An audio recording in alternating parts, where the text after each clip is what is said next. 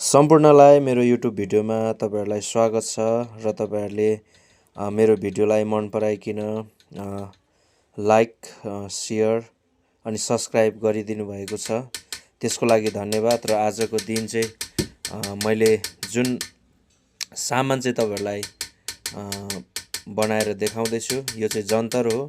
यो चाहिँ एकदमै नेपाली पुरानो डिजाइन हो र पहिला धेरै बनाइयो, अहिले चाहिँ अलिकति कम छ यो बनाउने। यो चाहिँ त्यति धेरै अहिले मार्केटमा चलेको छैन, तर यो चाहिँ कहिले पनि नहराउने डिजाइन हो। कम तौलमा एकदमै दामी बन्छ र यो चाहिँ कम तौल भन्दा पनि यो चाहिँ 5 आनामा बनेको छ।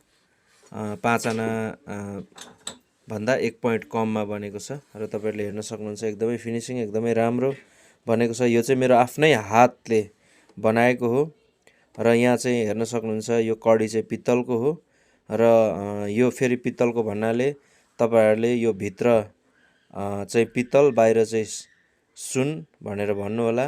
अहिले बजारमा छ्यापछ्याप्ती चलेको छ।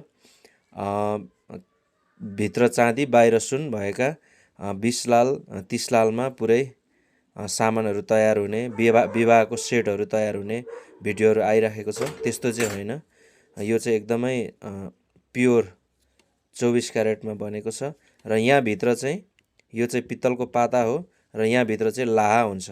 यो लाहा भएन भने यो बुट्टा कुच्चिन्छ, त्यसकारणले हामीले चाहिँ लाहा भर्ने गर्छौं।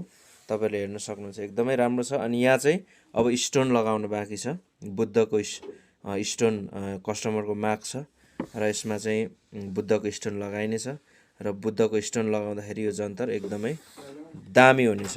र तपाईहरुलाई यस्तै भिडियोहरु म प्राय हप्तामा 3 टा 4 वटा भिडियोहरु बनाइराख्छु। मेरोमा जति पनि सामान रेडी हुन्छ मैले हालिराख्छु। तपाईहरुले यो भिडियोलाई मन पर्छ भनेदेखि तपाईहरुले मेरो च्यानललाई चाहिँ सब्स्क्राइब गरिदिनु होला र तपाई कहाँबाट हेर्दै हुनुहुन्छ कमेन्ट पनि गर्न नबिर्सिनु होला।